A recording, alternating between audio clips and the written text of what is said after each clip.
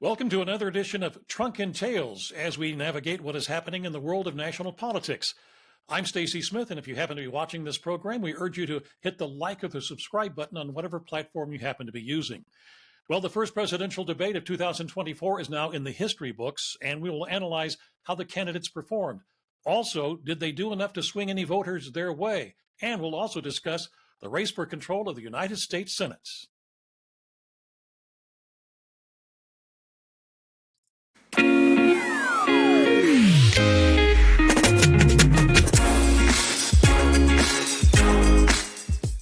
And with me to talk about this is my panel of political analysts and experts, and they are the former Republican governor of Pennsylvania, Tom Corbett. Mr. Corbett also served as the state attorney general and as the U.S. attorney for the Western District of Pennsylvania. Also joining us is Keith Schmidt. Keith was the state director for former Republican Senator Rick Santorum in the state of Pennsylvania. Keith also consulted Santorum's 2012 presidential bid, and Keith has his own consulting firm. And on the Democratic side, joining us is Joe Mistick. Joe's background includes consulting Democrats across the state and serving in city government. Joe teaches law now at Duquesne University, and you can read his thoughts on politics and life every weekend in the Tribune Review. Gentlemen, thanks so much for joining us. One of our regular panelists, Jim Byrne, could not be with us today. He's on an airplane on his way to somewhere out west, and so we wish him luck, and hopefully he'll be back with us for our next session. Well, the first and perhaps the only presidential debate we will have in 2024 is now over, and now comes the analysis before the polls start to reflect whether the debate changed any people's minds about which candidate they want to support in November. Now, since we are in the analysis stage, let's analyze. Joe, I'm going to start with you. Your thoughts on that debate last night. Well, the truth is I'm speechless, but I know that doesn't work if you're recording a podcast. So I have to come up with something, and I would say that the big takeaway for me is that I'm going to hide my dogs until this thing is over, in light of what Donald Trump said about what happens to dogs. I'm rethinking his advice on drinking bleach. I'm a little worried about sharks. And certainly, what's that guy from Silence of the Lambs? Hannibal Lecter. I'm a little bit worried about him too. Those seem to be his main concerns in the debate last night. I'm not sure that he had necessarily brought up Hannibal Lecter, but it was brought up by his opponent, if I'm not mistaken. All of those things, except for eating dogs and cats, that was on the former president all by himself. All right, that's your take on what happened. So, Governor, what did you think? Was there a debate last night?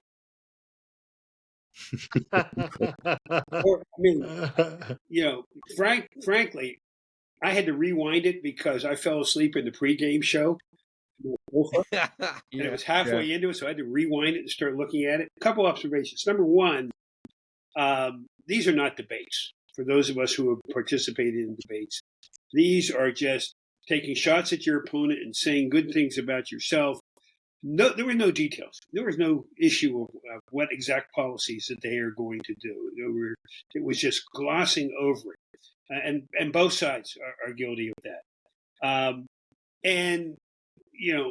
What I said to myself is, what I'm watching are two people repeating what their commercials are on TV. I might as well watch the commercials back to back to back to back, because that's pretty much what they were saying at the portion that I watched. I'm going to go back and watch it again, but I'm looking at the analysis that other people were making.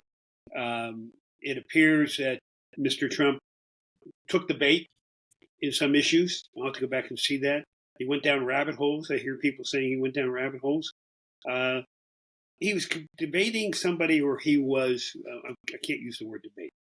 He was competing with somebody who was younger, who was a trained lawyer, and who's not Joe Biden. And I think that he was not prepared for that. Keith, your thoughts? Well, for 8 years, Donald Trump's been pretty bombastic and all over the board. And in many ways, he was that way yesterday. I mean, he was very bombastic, very all over the board. But he delivered, some themes that he wanted to deliver on, especially going back to the border time and time again, talking about the international situations, the hotbeds in the world.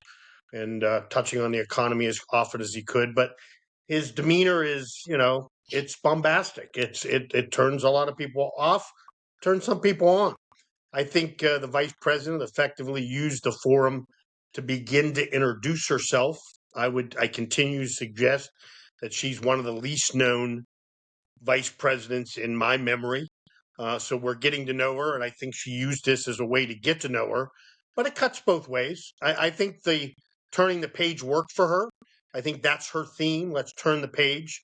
And if she can continue to sell that and people buy it, I suppose that could spell trouble for the Republicans. But if the Republicans, if Donald Trump and the Republican hierarchy can attach the vice president successfully to this administration and have her wear the economy, inflation, the wars, the border, then that could bode well for them.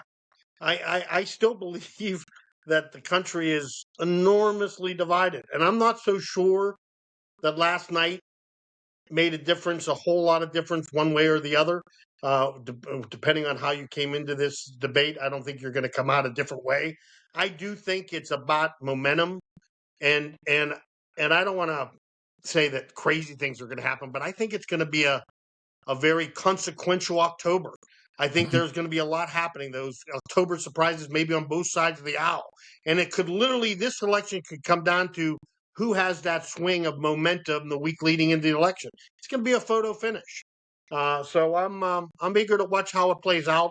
But in the end, I'm not sure last night's going to change a lot of hearts and minds. I agree with Keith on the October surprises. But I also want to say it doesn't necessarily have to be a surprise. It could be a fumble. And either candidate looks like they're capable of fumbling somewhere along the line, making that mistake. And having been a candidate, it's one thing you guard against making. But sometimes you say things, and it can be either candidate. It can be misconstrued. The one thing I picked up on last night in regard to the vice president is her comment about fracking.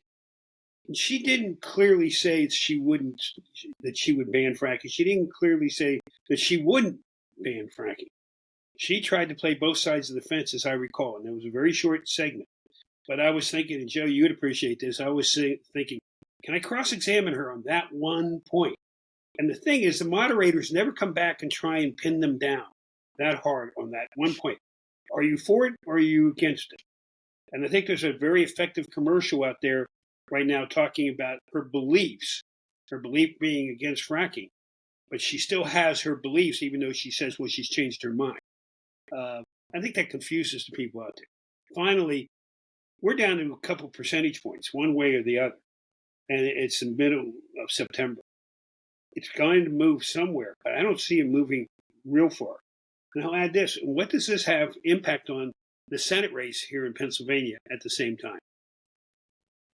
I want to get into the Senate race in another segment in a couple of minutes here. Joe, did you want to say anything right at this moment? My Republican friends were gloating a bit after the last debate between Donald Trump and Joe Biden, and I agreed with them. It was a terrible debate, consequential debate, and I concluded after that debate that Joe Biden could not run for re-election, and told everybody that that's how I felt. Now, last night, Donald Trump was the crazy old uncle. He was tired. He was wild. He was grim. He was histrionic. He said nonsensical things. He fell for every little trap that was laid for him. He stepped right into it deliberately and seemed to relish it. And I think a lot of Republicans are recognizing that as well today. It didn't go well. I mean, this is not the guy I want to have the nuclear codes in the event of a nuclear attack. I mean, can you imagine? All right, let me turn that on you for a second here. Yes. Do you want Kamala Harris to have those same codes? Absolutely. She was solid. She was steady. But she didn't answer questions a lot of times. She was solid. She was steady. She was professional. She was calculating.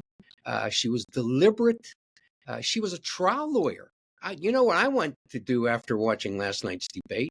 I want to watch her try a big drug case or a homicide, because I think I could send my students into that courtroom to learn a few things. It was a masterful performance. And so, that's who I have my faith in between the two of them. This guy's wild. I got texts last night, he's a raving lunatic and things of that sort. Now, I'm not going that far, but that's the impression he gave people. I don't want him near the nuclear codes. Well, all right, let me throw this one out and you guys can react to it or not. But wasn't it, as Keith kind of indicated, wasn't it the same Donald Trump that we have seen for the last since 2015 when he started his campaign for the presidency? I think it was. It was somewhat the same, but he was not prepared. And I remember his comments going into, well, he doesn't need to prepare. He's ready to go. You never say that. And I question as to how much he was prepared and how much he listened, because he went down the easy little traps that he shouldn't have gone down. Right, and to that point, Governor, I'll say this, that reading some of the analysis of what happened on the debate, this is from the New York Times. It took a full 84 minutes into the debate before the former president uttered the phrase, "She is Biden," which is what, going in, everybody said he had to do is tie her to the Biden administration. And it was not until the closing argument where he said that, for all the things she's talking about, she's been in office for 3.5 years. Why didn't she do it? I mean, those were the two lines. Go ahead. I think that's my point. I mean, I think that's the point. When I had the opportunity to talk about the debate, I said, Donald, there's nothing new, in my opinion. We're going to find out about the former president between now and November 5th. We've analyzed him to hell and back. I mean, there's just no, and what you see is what you get. It's we're kind of used to it after 8 or 9 years. You either like it or you hate it, and I understand that. But the path for the former president is to define a largely undefined person, and that's a little problematic, because a lot of the positions she took early in this campaign, which flew in the face of what she did as a senator or as a presidential candidate or as vice president, she changed her mind. People don't know she changed her mind. That comes out as her position. They don't know her well enough to understand she changed her mind. She was polling at 1% when she left the presidential race. She wasn't a populist, so it's easy to do that. So now, if they're going to have success, the Republicans and the former president, he's going to have to show those changes, because to his point yesterday, the one point he made that was effective was, yeah, she changed her mind, but that means she could change her mind again when she's president. She's telling you all these things, the means to an end, and that could be a problem. So if they don't tie her to this administration, hold her accountable for her flip-flops, and let her wear the economy, the border, and the international tensions, they can't win. So we'll see what they can do in 8 weeks. If they can do that effectively, define who exactly she is, the more we know her, the more he'll compete. I know, listen, there's a lot of people that will never vote for him, but there is a constituency out there that wants to move from Biden. And if she is dragging behind him, or we can attach her to Biden, then there's a path for Donald Trump. Keith is right. It's we know this guy. He is this bombastic guy, but he used to be bombastic creatively. He's deteriorated. I mean, you just watch the way he responds and the way he speaks nonsensically. I mean, it's rather remarkable. I mean, just focus on one or two of the wild things that he says, and imagine if a Democrat said those things. Imagine if Joe Biden had said those things, or Kamala Harris. He talks nonsense, and he wants you to believe that he's a genius, that somehow he's doing what he calls the weave, when he's lost it. He can't maintain a train of thought. And I think that came through last night. I think he's now the old man in the race.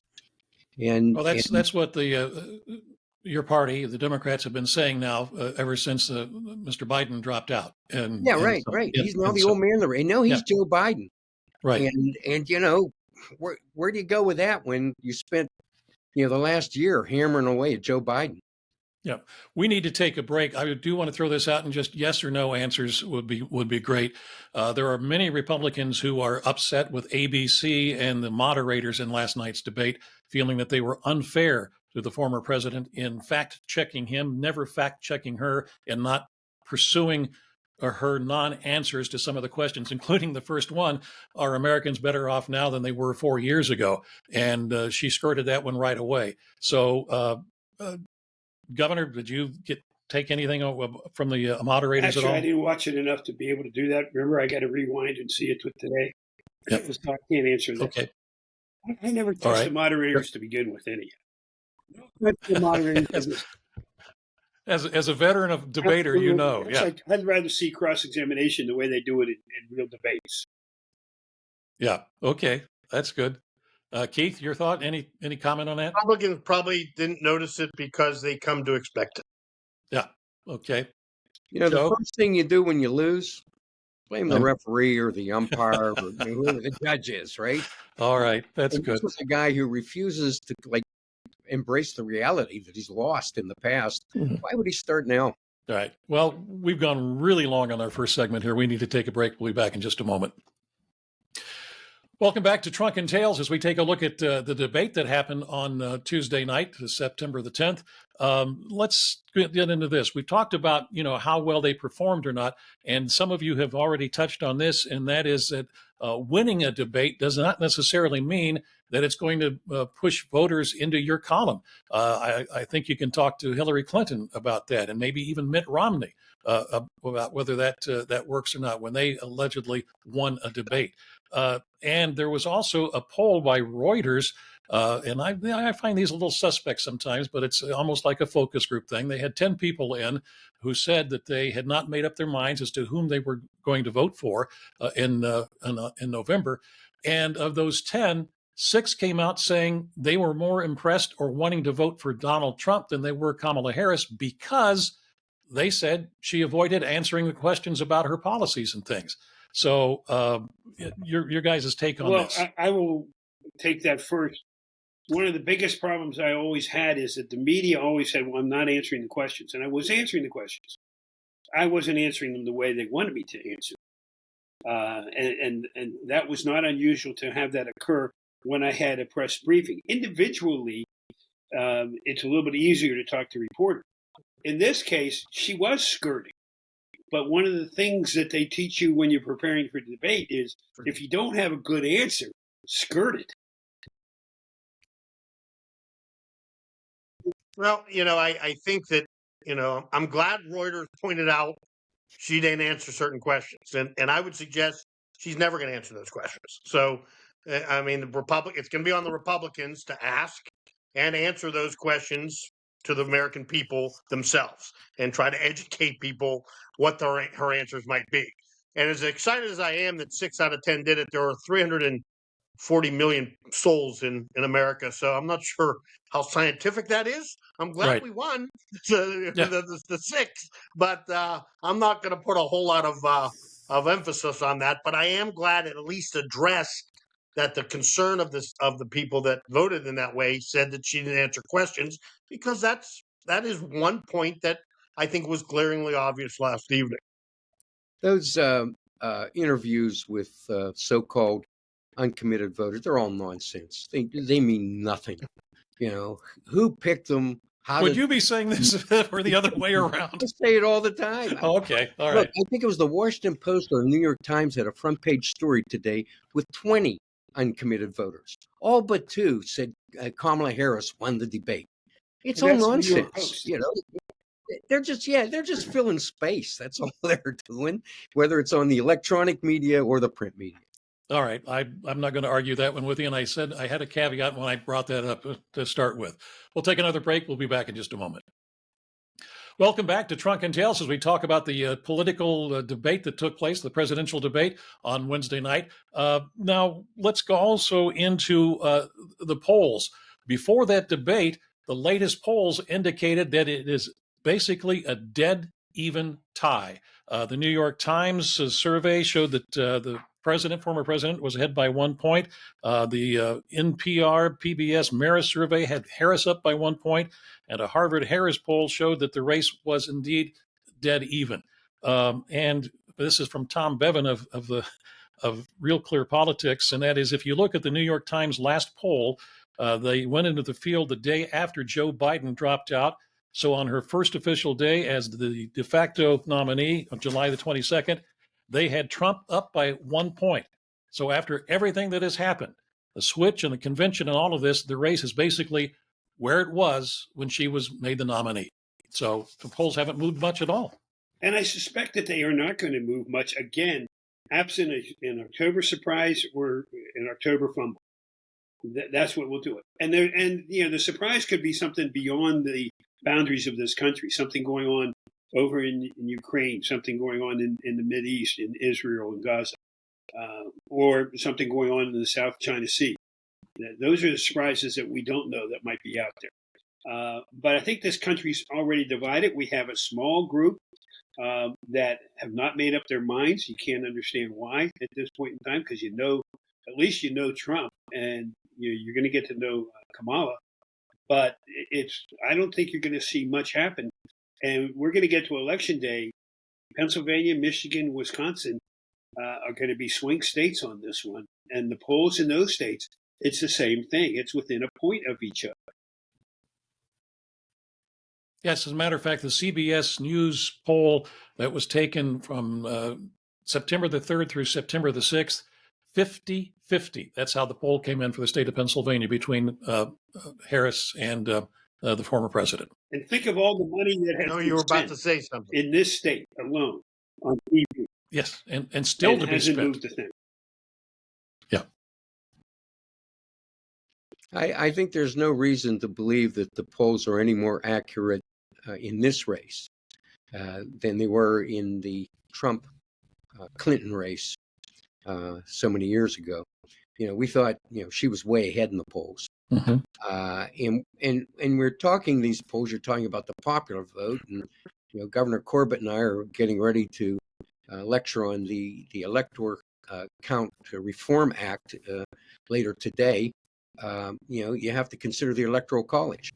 Now, my gut tells me, in talking to my friends like Tom Corbett and Kay Schmidt, it's very close in Pennsylvania. That's what my gut tells me. I think we all have some rather fairly honed instincts, and I think it's going to be very close, a couple percentage points. Where I think it's going to be interesting to watch in Pennsylvania is the independent vote. If we could identify who the independents are with. And I don't think our polling doesn't really reflect that. I don't think they asked that. Yeah. Keith, you have anything to say about the polling? Yeah. I do. Okay. Imagine that. My sense is I've been at this for 44 years tracking presidential stuff. I interned with Reagan campaign in '80, and I've spent a lot of time looking at these things, like my two distinguished colleagues on the panel have.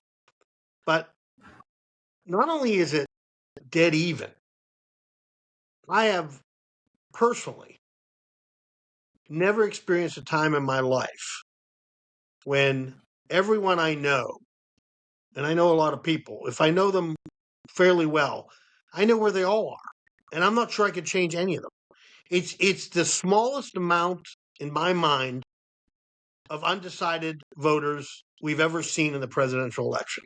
The die has been cast. They are so hardened on both sides that all the noise and the hundreds of millions spent on television and the debates and the rallies, I'm not sure what it means. I mean, we are more equally divided than any time in my entire life. And there are so few people that say, I'm still trying to figure this out. I don't know one that's ever, I wouldn't know one that I'm going to have a beer or a cocktail with them because I want to convince her or him I couldn't name the person in my life. And I know where most of them are, and I have more Democratic friends than Republicans. So most of the people I talk to are probably with her, but but it's a very odd time. And that makes me nervous because every show, a couple of shows ago, I told you my biggest concern is November to January. We don't need a third election of a row where we wait 2 weeks for Pennsylvania. It wouldn't be healthy. By the grace of God, I hope Kamala finds a way to a 5-point win, or Trump does the same, because a photo finish doesn't favor any of us. But I've never seen so few undecided voters in my entire career. On this point, I guess we'd have to throw in the fact that Pennsylvania, next Tuesday begins the mail-in voting process. Yep. Is that going to swing things this year, you think? Well, let's go back to when we first started doing mail-in, and we've always had mail-in by absentee ballot. But the new Right. mail-in occurred back in 2020. At the same time, COVID was going on, and it created chaos. It created distrust that we're trying to overcome. And Joe and I are working on Keep Our Republic, and we're trying to educate people how it works. We're now in our second regular election, midterm, and now this one, Right. where we're using it. Republicans didn't embrace mail-in until a little bit last year, but more this year. They understand they got to get people to get in there and vote early. They're going to determine, both sides are going to determine by seeing what the mail-in is in each one of the counties. They don't know which party it is, but they have a pretty good idea. And they're going to focus their resources and their presence in that regard. But I think, unfortunately, mail-in voting is here forever. I'd rather see everybody go, maybe stand in the lines, talk. But I think it's here forever. But we're still going through some security aspects to that, because anybody can make any type of allegation they want. They don't have to have any evidence of it. They put it on the internet, and half the world believes it. Joe? Yeah, I think Donald Trump did himself a disservice and his party a disservice when he came out against mail-in voting. Had he embraced it, he might be ineligible to run for president this time, because had he embraced it, he might have been reelected when he tried the first time. Mail-in voting is the future. We have a state that does nothing but mail-in voting. We've been doing mail-in voting since the Revolutionary War. It was very common in the Civil War. It allowed us all to vote. The first time we were able to vote by mail-in ballot without catching a fatal disease. That was a blessing for people who want to vote, who long to vote in every election. So it's here. I mean, I think it's silly to continue fighting about it. Yeah, I don't know if anybody's fighting about it. I was more inclined to ask whether it's going to have a bigger impact this year than before, i.e., are more people probably going to be using mail-in ballots? Well, and if so, ongoing litigation. I mean, we have two lines of litigation on various aspects of mail-in voting that are working their way to state and into the United States Supreme Court. So it's still an issue that people are fighting over. I don't get that. Okay. All right, we need to take another break. Oh, I'm sorry, Keith. I didn't have a chance, so I want Sure. to talk to the other side of the break. Oh, no, go ahead right now. Okay. I understand the reason or the need for mail-in voting, but I will always have the concern the way it's done. I think it's done too early. I think you have to provide an opportunity for people to mail in vote if they chose. I don't like the begin when so much of the campaign is still unfolding. That's a concern of mine. The other concern is I absolutely fundamentally believe it favors people with money and incumbents. I always believe that you should, if just with sweat equity and volunteers, you should be able to meet, if you have an organization, your voters on election day and pass in front of you. And if they choose to take your bio or take your literature, you could convince those 100% voters, those ones that will walk by you, to cast their ballot. So it gives a disproportionate advantage to incumbents and people with money that could spend this money early to advertise, because you have to start earlier. So all of a sudden you can't save your money because you have now months that you have to fund. So there's a huge advantage there. As far as Republicans are concerned this year, you are right. They finally got it. Is it too late? I don't know. But what I've seen among Republicans is they do vote on election day. And I'm so tired of hearing that. So for the last 36 months or more, I've been saying, I get you vote on election day. But what we need to target is low propensity Republican voters. And I've been told there's an organized effort in all 50 states to do just that. All kinds of data is available. I can go to Robinson Township where I live and say these 150 Republicans, there's only a 1 in 2 chance that they'll vote in this presidential election because they're older or they travel or whatever. That's our target. We know regular Republicans will show up on a presidential election. What we're finally targeting is those people that just won't cast a ballot because they're low propensity voters. And if they do that effectively as they have been told they're working it, it could have a little bit of a difference because we were at the lunch the last couple cycles. So I do think we're engaged. Never to the extent the Democrats are, because their organization and their on this is very different. But we're definitely in the game this time. All right, good. We need to take a break. We'll be back in just a moment. Welcome back to Trunk and Tales. We've been talking about presidential politics. Now let's switch to the Senate races across the country. Of the Senate seats, no Republican is viewed as in trouble in any shape, manner, or form. 4 Democratic seats, Arizona, Nevada, Pennsylvania, and Wisconsin, are considered leaning Democrat. And 3 Democratic seats are now rated toss-ups, Michigan, Montana, and Ohio. 1 Democratic seat is changing. West Virginia, there's a little question, it's going to go Republican from being in a Democratic-held seat. Now, currently, there are 48 Democratic senators, 49 GOP senators, and 3 independents, but they side with the Democrats. So the bottom line is that if everything stays the same, the GOP picks up 1 seat, West Virginia, to make it a 50-50 Senate, with the vice president will be deciding tie votes. If the GOP picks up 1 more seat besides West Virginia, they will then have the majority of 51-49. Now, you guys are all here in Pennsylvania, so let's take a look at the Casey-McCormick race. It's now listed as a lean Democratic. Governor, do you agree that that's where it is? It's as close as the presidential race. The polls that I've recently seen, and as early as this morning, it is very close. Excuse me. The candidates are out there. They're defining themselves throughout this period of time. Bob Casey is below 50%. He's been below 50% for quite a while. For somebody who's been in there 3 terms in the United States Senate, that's not a good showing as far as I'm concerned for him. I think that the candidate he's running against is probably the toughest candidate in Dave McCormick that he's run against when it comes to the Senate. And I think people will start focusing on this race really middle of October, because everybody's focused on the presidential at this point in time. Joseph. Well, I think Bob Casey, maybe he should, if he's below 50%, he should give Keith Schmidt a call. He managed a few successful congressional, or senatorial races, and his candidate would win with less than 50% each time. So, and that's an impressive feat.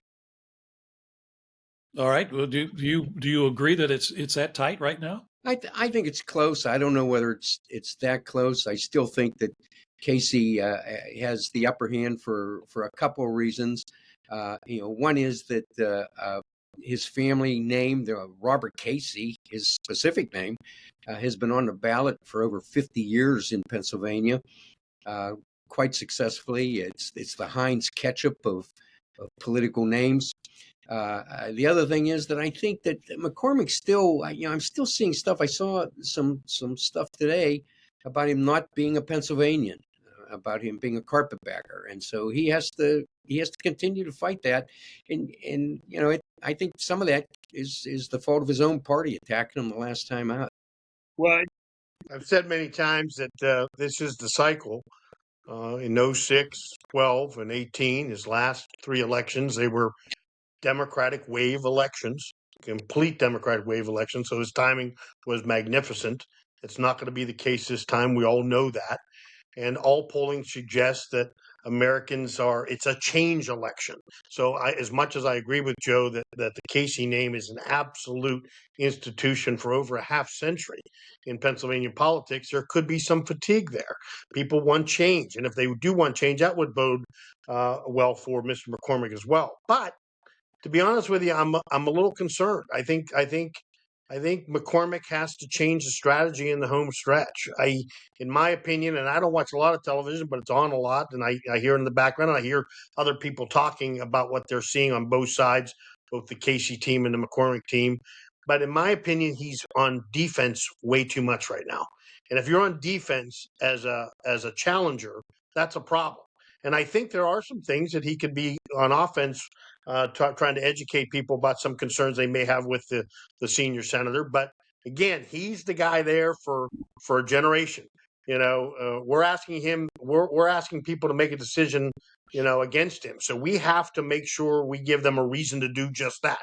And I see some fire Bob Casey ads, but that has to be the focus. To a degree, I think they have taken the bait, as we've mentioned earlier in the presidential debate. Hey, they're taking the bait.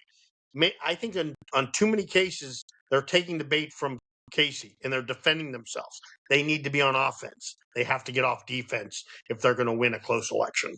And if I can add, let's just shift away from Pennsylvania. The other Senate seat is the one in Montana. Right. And Tester, yeah. from Tester. everything I'm reading, that has a good chance of going Republican this year. I mean, Montana used to be a big, heavy Democrat state years ago. It isn't anymore. And the candidate is a much stronger candidate.